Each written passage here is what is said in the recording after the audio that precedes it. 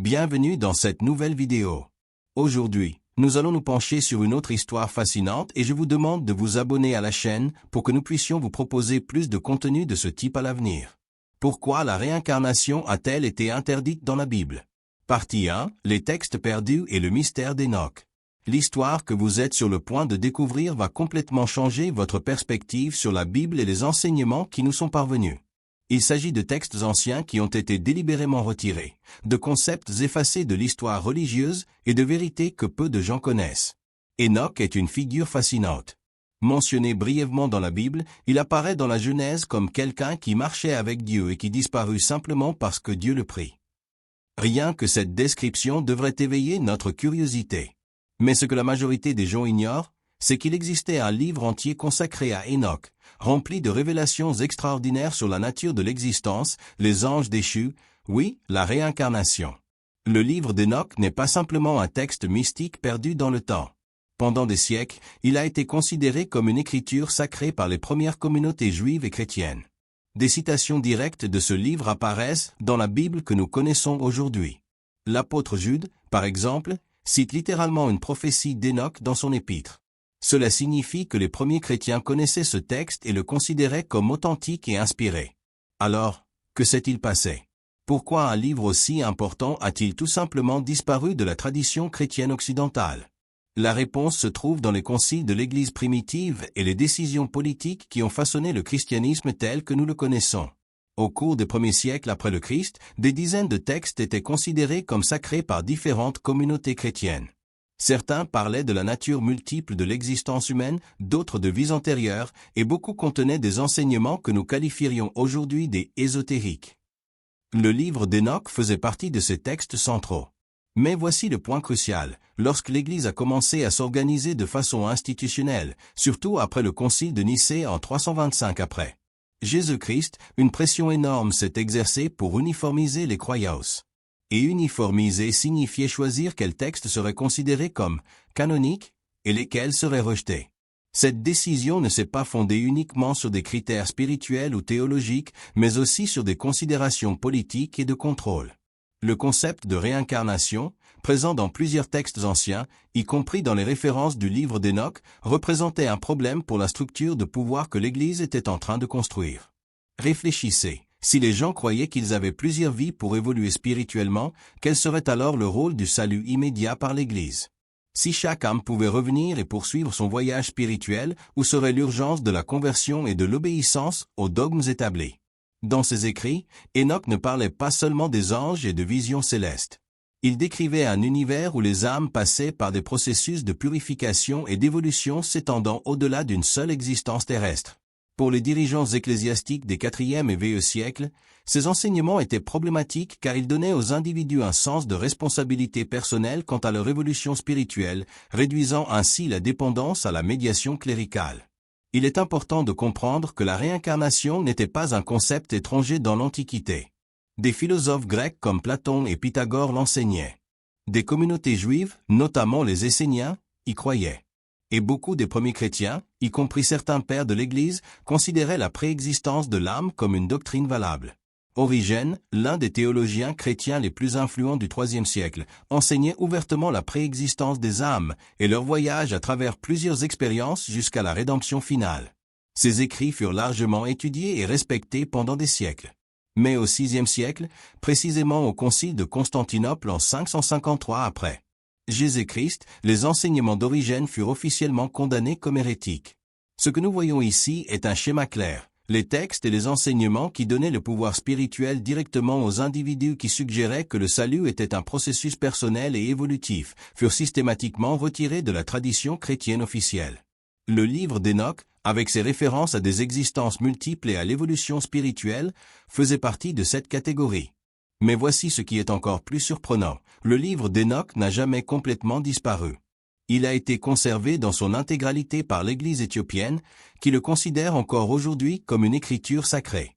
Cela signifie que nous avons un accès complet à ces enseignements perdus. Nous pouvons lire exactement ce qui a été retiré de la tradition chrétienne occidentale et comprendre pourquoi. Quand nous commençons à étudier ces textes anciens, une image complètement différente du christianisme primitif émerge. On découvre une foi bien plus mystique, davantage centrée sur l'expérience spirituelle directe et sur l'évolution personnelle de l'âme. On découvre des enseignements qui furent délibérément supprimés et non pas parce qu'ils étaient faux ou dangereux, mais parce qu'ils étaient gênants pour la structure de pouvoir en place.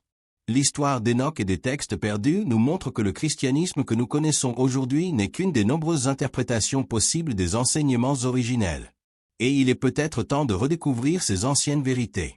Si vous aimez l'histoire, abonnez-vous à la chaîne, cela ne prendra pas 2 secondes et continuons avec la vidéo. Partie 2, le livre d'Enoch et les enseignements sur les vies multiples. Nous allons maintenant plonger directement dans le contenu du livre d'Enoch et découvrir exactement ce qu'il enseigne sur la nature de l'âme et ses multiples existences. Préparez-vous à des informations qui pourraient transformer votre compréhension de la vie, de la mort et du but spirituel. Le livre d'Enoch est divisé en plusieurs sections, chacune révélant différents aspects de la cosmologie spirituelle qui ont été supprimés de la tradition chrétienne. La première section, connue sous le nom de « Livre des veilleurs », ne raconte pas seulement l'histoire des anges déchus, mais révèle aussi des concepts fondamentaux sur la nature de l'âme humaine et son parcours à travers différents états d'existence. L'un des passages les plus significatifs apparaît lorsqu'Enoch est emmené en vision dans les « lieux des esprits », où il voit des âmes à différents stades d'évolution. Il décrit des âmes ayant traversé de multiples expériences, certaines en processus de purification, d'autres se préparant à revenir à l'existence physique. Il ne s'agit pas d'une description vague ou symbolique. Enoch est très précis quant à la nature continue de l'existence de l'âme. Mais voici ce qui est vraiment intéressant. Enoch ne présente pas la réincarnation comme une punition ou quelque chose de négatif. Au contraire, il la décrit comme faisant partie du plan divin pour l'évolution spirituelle. Les âmes ne reviennent pas parce qu'elles ont échoué, mais comme partie intégrante d'un processus naturel de croissance et d'apprentissage. C'est radicalement différent de la vision d'une seule vie suivie d'un jugement éternel. Le concept de « génération d'âmes » apparaît à plusieurs reprises dans le texte. Enoch parle de la manière dont les âmes sont créées en groupe, génération, qui vivent des expériences collectives, apprenant et évoluant ensemble à travers plusieurs existences. Cette idée d'âme liée qui se retrouve dans différentes vies est un thème central totalement éliminé de la théologie chrétienne postérieure. Un autre aspect fascinant est la façon dont Enoch décrit la relation entre la connaissance et l'évolution spirituelle. Il parle d'âmes qui acquièrent de la sagesse grâce à des expériences répétées, accumulant une compréhension qui dépasse une seule existence. Cela crée une vision d'éducation spirituelle où chaque vie est comme une école, et l'âme progresse à travers différents niveaux de compréhension. Le livre d'Enoch contient aussi une cosmologie détaillée des différents cieux ou dimensions spirituelles où les âmes existent entre les incarnations. Enoch décrit ces cieux, chacun ayant des caractéristiques spécifiques et abritant des âmes à différents stades de développement. Ce n'est pas une description mythologique vague, c'est une carte précise du voyage spirituel de l'âme. Particulièrement pertinente est la section où Enoch rencontre des âmes qu'il reconnaît de vies antérieures. Non seulement il voit ces âmes, mais il comprend leur histoire, leur parcours à travers plusieurs vies et comment elles ont atteint leur état actuel d'évolution. Cela suggère que la continuité de la conscience entre les vies n'était pas seulement possible, mais attendue pour ceux qui atteignaient un certain niveau de développement spirituel. Ce qui rend cela encore plus significatif, c'est que ces descriptions dans le livre d'Enoch sont cohérentes avec des enseignements sur la réincarnation trouvés dans d'autres textes anciens qui ont été préservés. Les manuscrits de la mer morte, par exemple, contiennent des références claires à la préexistence de l'âme et à son retour dans plusieurs vies. Cela suggère que ces concepts n'étaient pas marginaux ou ésotériques, mais faisaient partie de la compréhension spirituelle dominante de l'époque. Mais peut-être que l'aspect le plus radical des enseignements d'Enoch est sa perspective sur le libre arbitre et la responsabilité spirituelle. Selon ses visions, chaque âme est entièrement responsable de son évolution. Il n'y a pas de salut passif ni de rédemption par l'intermédiaire d'autrui. Chaque âme doit parcourir son propre chemin de croissance à travers de multiples expériences. Cela explique pourquoi ces enseignements étaient si problématiques pour l'Église institutionnelle. Si chaque personne est responsable de sa propre évolution spirituelle au fil de plusieurs vies, quel est alors le rôle de l'autorité religieuse? Si le salut est un processus graduel de croissance personnelle, où est le besoin de médiation cléricale? Enoch décrit aussi comment certaines âmes choisissent de revenir à l'existence physique pour aider d'autres âmes dans leur développement. Il parle des « âmes volontaires » qui acceptent des incarnations difficiles non pas par nécessité karmique, mais par compassion et désir de servir. Ce concept de bodhisattva ou âme dévouée au service se retrouve dans de nombreuses traditions spirituelles, mais a été complètement éliminé du christianisme officiel. Le texte contient également des enseignements détaillés sur la manière dont l'âme se prépare pour chaque incarnation, en choisissant les circonstances et les défis qui serviront le mieux à son développement. Enoch décrit un processus conscient dans lequel l'âme, en consultation avec des guides spirituels, planifie sa prochaine expérience terrestre en fonction de ce qu'elle a besoin d'apprendre. Cette vision de la planification prénatale de l'âme est cohérente avec les récits modernes d'expériences de mort imminente, dans lesquels les gens décrivent avoir choisi leur vie avant de naître.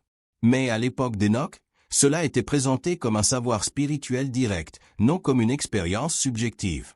Ce qui se dégage des enseignements d'Enoch est une vision profondément optimiste de l'existence humaine. Chaque vie a un but, chaque expérience contribue à la croissance, et chaque âme est en chemin inévitable vers l'illumination complète. Il n'y a pas de damnation éternelle, pas d'âme perdue, seulement différents stades d'un voyage universel d'évolution. Cette perspective transforme complètement notre compréhension de la mort, de la souffrance et du sens de la vie. Si nous sommes des êtres éternels sur un chemin de croissance, alors chaque défi devient une opportunité, chaque relation une chance d'apprendre, et chaque vie une école précieuse dans l'éducation de l'âme. Si vous aimez l'histoire, abonnez-vous à la chaîne, cela ne prendra pas 2 secondes et continuons avec la vidéo. Partie 3. Les conciles et l'élimination systématique des textes. Nous arrivons maintenant à la partie la plus controversée de l'histoire, comment les enseignements sur la réincarnation ont été systématiquement supprimés du christianisme. Ce ne fut pas un processus accidentel ou naturel, ce fut une décision délibérée prise par des dirigeants religieux et politiques avec des objectifs très spécifiques. La première étape majeure de ce processus fut le concile de Nicée en 325 après Jésus-Christ, convoqué par l'empereur Constantin. Mais voici ce que peu de gens savent. Constantin n'était même pas chrétien baptisé lorsqu'il organisa ce concile. C'était un politicien pragmatique qui voyait dans le christianisme un outil pour unifier son empire fragmenté. Et unifier signifiait éliminer la diversité des croyances. Avant Nicée, le christianisme était incroyablement diversifié. Il existait des communautés gnostiques qui enseignaient la pluralité des vies, des groupes qui suivaient les enseignements d'Origène sur la préexistence de l'âme, et beaucoup considéraient le livre d'Enoch comme une écriture sacrée. Cette diversité était vue comme un problème par les dirigeants qui voulaient transformer le christianisme en une religion d'État uniforme. Le processus d'élimination des textes problématiques a commencé par la création de listes de livres canoniques contre apocryphes. Mais les critères de cette division n'étaient pas principalement théologiques, ils étaient politiques. Les textes qui donnaient le pouvoir spirituel directement aux individus, qui suggéraient que le salut était un processus personnel ou qui diminuaient l'autorité de la hiérarchie ecclésiastique ont été systématiquement exclus. Le livre d'Enoch fut l'une des premières cibles. Bien qu'il soit cité dans la Bible canonique et qu'il ait été considéré comme sacré pendant des siècles, il fut déclaré apocryphe parce que ses enseignements sur les vies multiples et l'évolution spirituelle étaient incompatibles avec la doctrine du salut unique que l'Église cherchait à promouvoir. Mais l'élimination la plus significative eut lieu au concile de Constantinople en 553 après Jésus-Christ. Ce concile, convoqué par l'empereur Justinien, avait un objectif spécifique, condamner les enseignements d'Origène sur la préexistence de l'âme. Origène avait été l'un des théologiens chrétiens les plus respectés, mais ses enseignements sur les multiples existences de l'âme étaient jugés dangereux par l'Église institutionnelle. La condamnation d'Origène ne portait pas seulement sur ses idées. Elle visait à éliminer toute une tradition de pensée chrétienne incluant les concepts de réincarnation et d'évolution spirituelle. Après 553, tout enseignement suggérant des vies multiples ou la préexistence de l'âme fut officiellement déclaré hérétique. Mais voici ce qui est vraiment surprenant. De nombreux évêques ayant participé à ces conciles avaient étudié ces textes hérétiques et connaissaient bien les enseignements qu'ils condamnaient. Certains documents historiques suggèrent qu'il y avait une résistance significative au sein même de l'Église contre l'élimination de ces concepts. Le pape Vigile, par exemple, refusa dans un premier temps de condamner Origène, ce qui provoqua une crise politique qui dura des années. Il fut littéralement contraint par l'empereur Justinien de signer la condamnation, montrant ainsi comment la politique impériale a influencé des décisions théologiques fondamentales. Après la condamnation officielle, un processus systématique de destruction de textes commença. Les manuscrits du livre d'Enoch furent brûlés, les écrits d'Origène détruits, et tout texte contenant des références à la réincarnation fut retiré des bibliothèques de l'Église. Ce ne fut pas un processus progressif, ce fut une campagne délibérée pour éliminer les preuves. Mais certains textes ont survécu. Le livre d'Enoch a été préservé dans son intégralité par l'Église éthiopienne, qui n'a jamais accepté les décisions des conciles occidentaux. Des fragments ont été retrouvés parmi les manuscrits de la Mer Morte. Et les écrits d'Origène ont survécu dans des traductions conservées par des communautés échappant au contrôle direct de l'Église de Rome. L'impact de cette élimination fut profond. En quelques générations, des concepts ayant été centraux dans le christianisme primitif devinrent totalement étrangers aux chrétiens ordinaires. La réincarnation passa du statut de doctrine acceptée à celui des hérésies païennes dans la mémoire collective chrétienne. Mais voici quelque chose de fascinant. Des preuves de cette élimination systématique peuvent être trouvées dans les textes canoniques eux-mêmes. Il existe des passages dans la Bible qui n'ont de sens que s'ils sont interprétés à travers le prisme de la réincarnation, mais qui ont été réinterprétés pour s'adapter à la nouvelle doctrine officielle. La question des disciples sur Jean-Baptiste es-tu Élie n'a de sens que s'ils croyaient en la réincarnation. La réponse de Jésus affirmant que Jean est Élie, si vous voulez le recevoir, suggère une connaissance des identités spirituelles transcendant une seule vie. Mais ces passages ont été réinterprétés pour éviter les implications réincarnationnistes. Le même processus s'est produit avec les enseignements sur la nouvelle naissance. Dans la tradition originelle, cela se référait littéralement au processus de réincarnation, l'âme renaissant dans un nouveau corps. Mais cela a été réinterprété comme une renaissance spirituelle symbolique au sein d'une même vie. L'élimination de ce concept a aussi profondément modifié la compréhension chrétienne de la justice divine. Si chaque âme ne vit qu'une seule fois, comment expliquer les inégalités de la vie? Pourquoi certaines personnes naissent-elles dans des conditions privilégiées tandis que d'autres souffrent dès la naissance? La réincarnation offrait une explication logique fondée sur l'évolution spirituelle, mais sa suppression a créé des problèmes théologiques qui persistent encore aujourd'hui. Ce processus d'élimination a aussi impliqué la réécriture de textes historiques. Les références aux vies multiples ont été supprimées des biographies de saints, les enseignements sur la préexistence de l'âme ont été édités dans les commentaires bibliques, et toute mention de concepts liés à la réincarnation a été systématiquement effacée des archives officielles. Ce processus de révision historique fut si complet qu'en quelques siècles, la majorité des chrétiens ignoraient que ces enseignements avaient jamais existé. La réincarnation est devenue associée exclusivement aux religions orientales, alors qu'elle avait été une composante intégrale du christianisme primitif. Ce que nous voyons ici est l'un des exemples les plus réussis de contrôle de l'information dans l'histoire. Toute une tradition spirituelle a été effacée de la mémoire collective par des décisions politiques et religieuses délibérées. Mais les preuves de cette tradition perdue existent encore, en attente d'être redécouvertes. Si vous aimez l'histoire, abonnez-vous à la chaîne, cela ne prendra pas 2 secondes et continuons avec la vidéo. Partie 4. Les conséquences et le christianisme qui aurait pu exister. Nous devons maintenant faire face à la question la plus importante. Qu'avons-nous perdu lorsque la réincarnation a été éliminée du christianisme?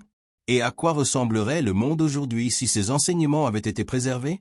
Les conséquences de cette élimination vont bien au-delà de la théologie. Elles ont fondamentalement façonné notre culture, notre compréhension de la justice et notre relation à la mort. Commençons par considérer l'impact psychologique. L'élimination de la réincarnation a créé ce que l'on peut appeler l'anxiété de la vie unique. Si nous n'avons qu'une seule existence pour régler nos comptes avec Dieu, alors chaque erreur devient potentiellement catastrophique. Cette pression a engendré une religion fondée sur la peur plutôt que sur la croissance spirituelle naturelle. Comparez cela à la perspective originale d'Enoch, où chaque vie était perçue comme une opportunité d'apprentissage dans un voyage éternel. Les erreurs n'étaient pas des péchés condamnables, mais des expériences éducatives. La mort n'était pas la terrible fin de toutes les opportunités, mais une graduation vers l'étape suivante du développement. Ce changement de perspective a eu des conséquences profondes sur la manière dont le christianisme a abordé les questions sociales. Si les inégalités de la vie sont le résultat d'une existence unique prédéterminée par Dieu, alors remettre en question ces inégalités revient à remettre en question la volonté divine elle-même. La pauvreté, la souffrance et l'injustice sociale ont souvent été justifiées comme étant la volonté de Dieu, au lieu d'être considérées comme des opportunités de croissance spirituelle et de correction. Avec la réincarnation, chaque situation difficile serait vue comme un choix de l'âme elle-même pour apprendre quelque chose de spécifique. Cela n'éliminerait pas la compassion, au contraire, cela créerait une compréhension plus profonde que nous sommes tous sur le même chemin d'évolution, simplement à des étapes différentes. L'entraide serait vue comme une partie naturelle du processus collectif de croissance spirituelle. L'élimination des enseignements sur les vies multiples a également radicalement changé la compréhension chrétienne des relations. Dans la vision originale, les âmes se retrouvaient à plusieurs reprises au cours de nombreuses vies, travaillant ensemble à leur développement spirituel. Les relations étaient vues comme des contrats spirituels où chaque personne aidait l'autre à évoluer. Cette perspective aurait engendré une approche très différente du mariage, de la famille et de l'amitié. Au lieu de relations fondées sur la possession ou le contrôle, nous aurions des relations basées sur la croissance mutuelle et le soutien spirituel. Les conflits seraient perçus comme des opportunités pour les deux parties d'évoluer, et non comme des batailles à gagner. La question de la mort a également été complètement transformée. Dans le christianisme originel, la mort était une transition naturelle, comme changer de vêtements ou déménager. Les gens ne ressentaient pas la terreur de la mort qui caractérise tant l'anxiété moderne. Ils savaient qu'ils continueraient à exister, à apprendre et à évoluer. Cela aurait d'énormes implications sur la façon dont nous traitons les mourants, dont nous faisons notre deuil et dont nous affrontons notre propre mortalité. Au lieu de nier ou de craindre la mort, nous pourrions la voir comme une partie naturelle du processus d'évolution spirituelle. Mais peut-être que la conséquence la plus significative réside dans le domaine de la responsabilité personnelle. Avec la réincarnation, chaque personne est entièrement responsable de son propre cheminement spirituel. Il n'existe pas de salut passif par l'intermédiaire d'un tiers. Chaque âme doit faire le travail de croissance personnelle. Cela créerait une approche très différente de l'éducation, du développement personnel et de l'évolution spirituelle. Au lieu de dépendre des autorités religieuses pour obtenir le salut, les gens seraient encouragés à développer leur propre connexion directe avec le divin. La religion deviendrait davantage un outil de soutien qu'une institution de contrôle. Imaginez à quoi ressemblerait le monde si le christianisme avait conservé ses enseignements. Les églises seraient des centres d'éducation spirituelle où les gens apprendraient leur parcours personnel d'évolution. Les prêtres seraient des enseignants et des conseillers spirituels, non des intermédiaires nécessaires au salut. Le concept de péché originel serait également complètement différent. Au lieu de naître avec une tâche à purifier, chaque âme naîtrait avec des expériences accumulées de vies antérieures. Certaines âmes seraient plus avancées, d'autres à leur début, mais toutes seraient sur le même chemin de croissance. Cela éliminerait la honte et la culpabilité qui caractérisent tant le christianisme moderne. Les gens ne se sentiraient pas fondamentalement défectueux ou condamnés. Ils se verraient comme des élèves dans une école spirituelle, faisant de leur mieux à leur niveau de développement actuel. La question de la diversité religieuse serait également abordée différemment. Si toutes les âmes sont sur le même chemin fondamental d'évolution, alors les différentes traditions religieuses seraient vues comme différentes écoles, ou voies, adaptées à différents stades de développement. Il n'y aurait pas besoin de convertir les autres ou de prétendre qu'une seule religion est vraie. Cette perspective aurait évité des siècles de guerres de religion, de persécutions et de conflits. Au lieu de se disputer des âmes, les religions collaboreraient pour soutenir l'évolution spirituelle de l'humanité. L'impact sur la science serait également significatif. Si les âmes préexistent et choisissent leur vie, alors des phénomènes tels que les souvenirs de vie passée, les expériences de mort imminente et les connexions spirituelles inexpliquées seraient des domaines légitimes de recherche scientifique. La division artificielle entre science et spiritualité ne se serait jamais développée. Mais voici ce qui est le plus fascinant. Beaucoup de ces concepts reviennent à la conscience humaine par d'autres voies. La psychologie moderne redécouvre l'importance du développement personnel tout au long de la vie. La physique quantique explore la nature de la conscience. La médecine reconnaît les liens entre l'esprit, le corps et l'âme. Des personnes du monde entier rapportent des expériences qui ne font sens qu'à travers le prisme de la réincarnation. Souvenirs de vie passée, connexions inexplicables avec d'autres personnes, rêves prophétiques et intuitions sur le but de la vie. Ces phénomènes forcent une réévaluation des croyances matérialistes sur la nature de l'existence. Ce que nous voyons, c'est un réveil spirituel qui redécouvre des vérités anciennes. Les gens sont en quête d'une spiritualité qui donne du sens à leurs expériences réelles, qui offre de l'espoir sans peur, et qui donne un véritable sens à l'existence humaine. Les enseignements d'Enoch sur les vies multiples et l'évolution spirituelle ne sont pas de simples reliques historiques intéressantes, ce sont des clés pour comprendre notre vraie nature en tant qu'être spirituel éternel.